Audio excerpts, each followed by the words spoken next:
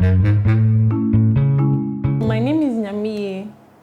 I have a 1-year-old baby and I'm an apprentice.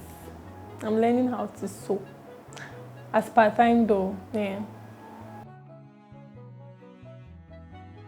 Okay, so it was getting to my birthday and I decided to do something cool for myself, as in me and myself alone. So I was going to Pampram to check out their beaches. And they have this nice banku and tilapia at Def Charcoal. So I decided to take a bite there. Right after eating, I was feeling uncomfortable, but I thought it was the pepper. So we moved and then went to the beach. During the trip, I was feeling uncomfortable. I mean, very, very uncomfortable. I wanted to puke, but I was not coming. So right after we got to the beach, it just came out. And I slept in the car for a bit. So I got back to my hostel and I decided to go to the pharmacy for a pill. Maybe I was thinking it was malaria. And then the lady was like, I should try pregnancy. And I was like, oh, nah, I'm not pregnant. It's just malaria. And she said, you just try it. And I came home. I couldn't wait. But I said, oh, you let me wait small. Let me wait. I couldn't sleep too. Because usually they say you have to do it in the morning. Early morning pee. And then I said, let me check. Let me sleep. Let me check. But I could wait. So early in the morning, I checked it and it was 2 lines. So when I saw the 2 lines, honestly, I was not sad. I was not happy. I just didn't know how I was feeling. It was some mixed feelings. I just didn't know. So I sat on the seat for a while and then I put myself together. And I told, my mom was the first person that I told. She said, I called her and she said she's at work, so when she gets back home, we'll talk about it. And I called my partner. But I was quite surprised on how he took it because we had now started getting to know ourselves. So we're in a kind of a situationship then. But he was like, what do you want to do about it? And I said, I don't know, I'm confused. And he said, I think we should keep it. And I said, okay. So when I told my mom, I told my mom and my mom said, okay, you can keep it. She didn't say, okay, can. She also asked me what I would want to do with it. And I was like, I want to keep it. And she said, then that's a good idea. And she asked me who is responsible. I told her who. And he also said he would tell his people about it. And he did. And our story continued from there.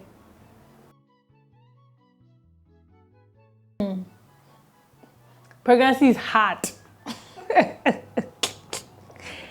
It is hard.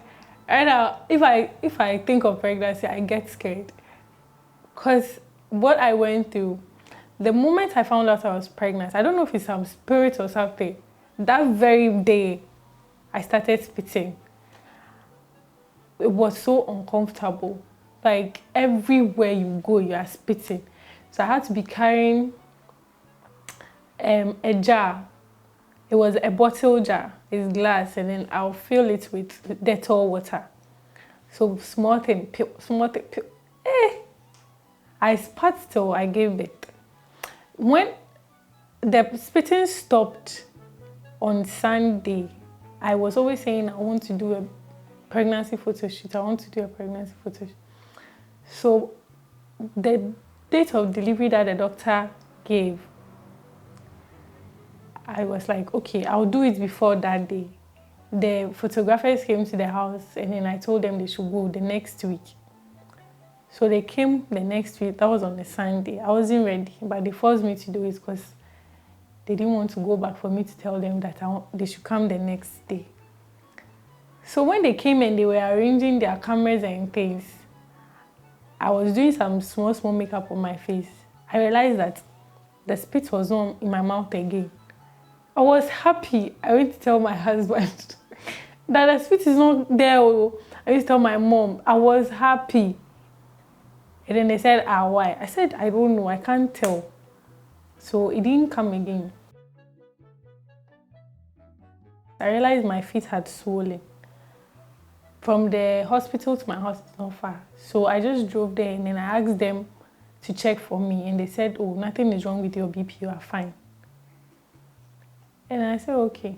I came home and the next day, that was on the Monday.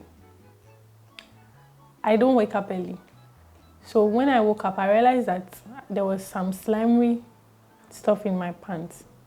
I went to tell my mom about it and she said, your time is up. So go and bring your bag. We are going to the hospital. I told her, there is nothing wrong with me, Mama. And I went to sleep. So she came again, she was shouting, I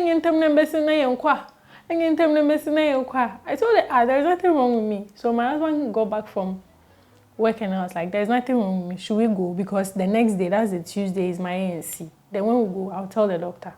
My mom was like, I'm in a mauda. Let's go. And my husband said, let's give her the respect and go. So I said I want to drive. So in case it's labor, I'll tell my son that I drove when I was in labor. So we got to the hospital and then the nurse was like, it's not you that came here yesterday that your feet is swollen. Are you in labor? I said, oh no, I'm just coming to check something. Not knowing my mom had carried my bag and my bucket and things. So they gave us a room and then they came to check. When they took us to the room, I was not feeling any pain. There was no pain. I didn't feel anything. I was just there. And the nurse said she's coming to check how many centimeters have dilated. And I'm a very, very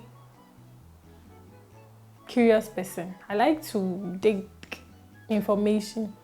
So during my pregnancy, I will go Google. I'll check what is wrong with me. What is this? Like, I'll check a lot of things. Why is this doing this? Why is this that? Why? So I had a lot of apps. I was checking, watching people's story, how people give birth and all that. So when she said she's coming to check how many centimeters I've dilated, I knew there was something. Because I hear a lot of people say, okay, when they check, it's blah, blah, blah. She said it's going to be a bit uncomfortable. I said in my head, I align, it's painful, but I just didn't say it out. So she checked and she said it's just 1 centimeter.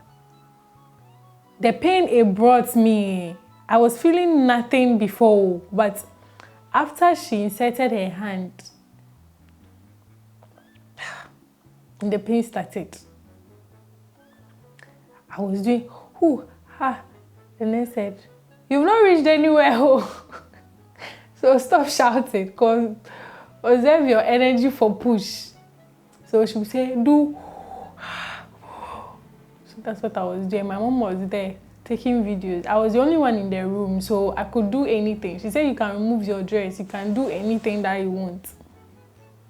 So she said I can't take anything except water, and I was hungry too. But I was just taking the water, and then she came to put some drip on me, and the thing was rather taking my blood, so I was weak. My dilation did not keep long. I think we got to the hospital around 6, and the pain and everything started around 8, and 2. Baby had come. During the labor too, I was weak. I couldn't push. So she was like, push. I said, I'm doing my best. Push. Then she made one of the nurses stand like here and was pressing my stomach down. My mom and my husband were back door. They could hear everything that was happening. And my mom thinks that I can't do anything on my own. So she was asking the nurse that, remember? And the nurse was like, yes, she should come. So she came to stand there, was giving me morale. The morale was too high. So it helped. And then the baby's head had crown, but I couldn't push it. So they cut me before the baby could come. And when he came to, he was not crying. So they just put him on me and then they started rubbing baby oil at his back before he did. The first thing that was in my mind was, does he look like me?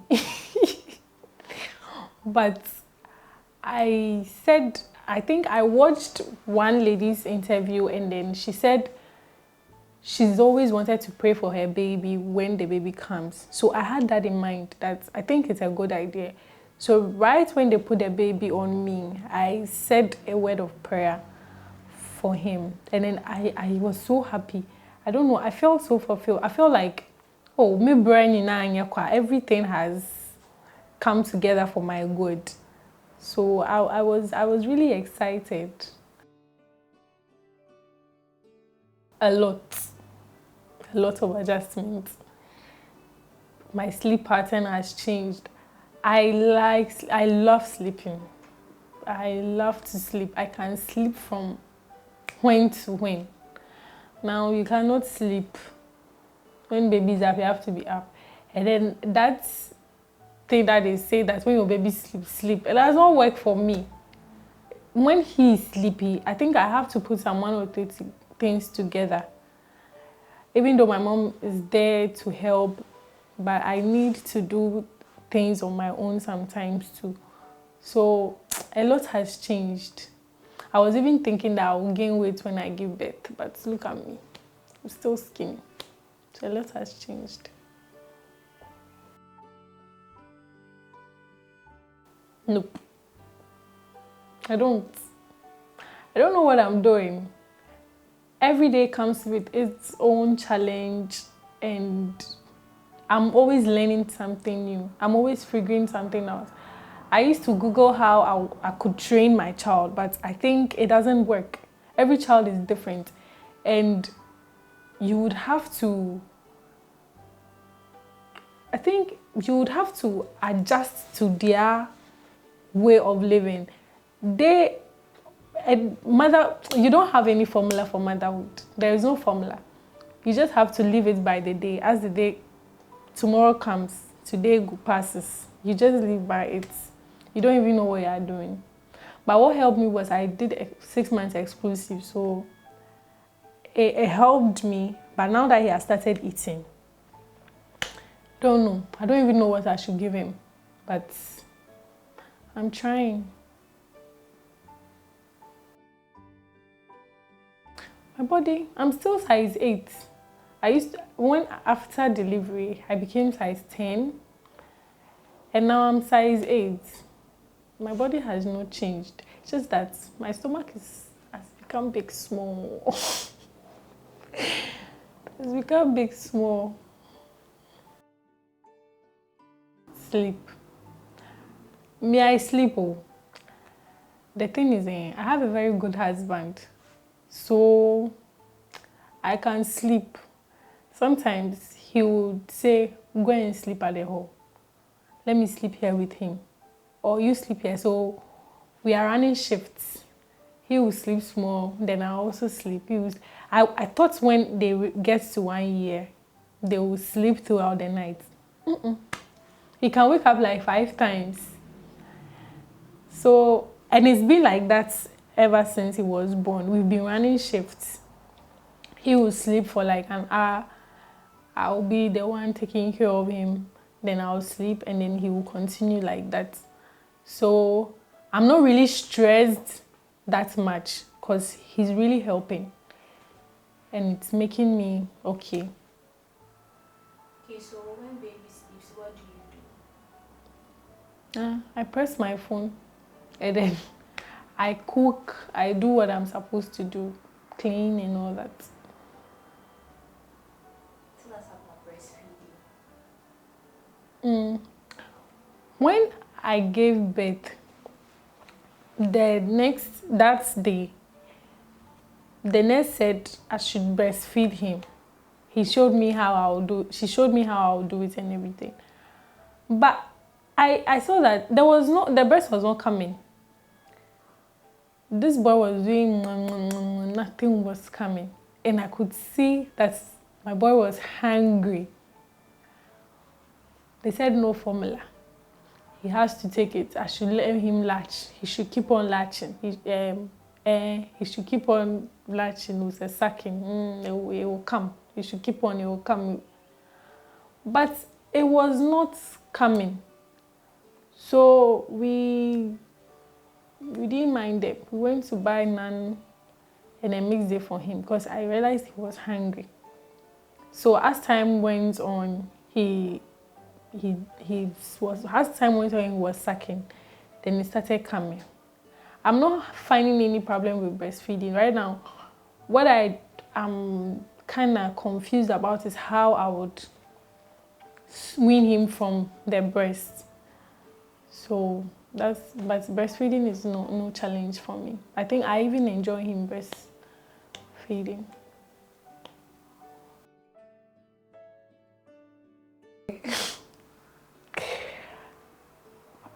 My friends look at me and they're like, wow. Me, myself, I look at myself, I'm like, wow, I'm doing this. Like, am I a mother? I still can't put myself together. Me, myself, I'm a baby and I have a baby. So I'm really surprised. There are a lot of things that I wish to do now I cannot do. There are lots of places I wish to go that I cannot go. Sometimes I go with him and, you know, he's one now and he would want to be all over. But I'm really surprised because me, I'm a baby and I have a baby.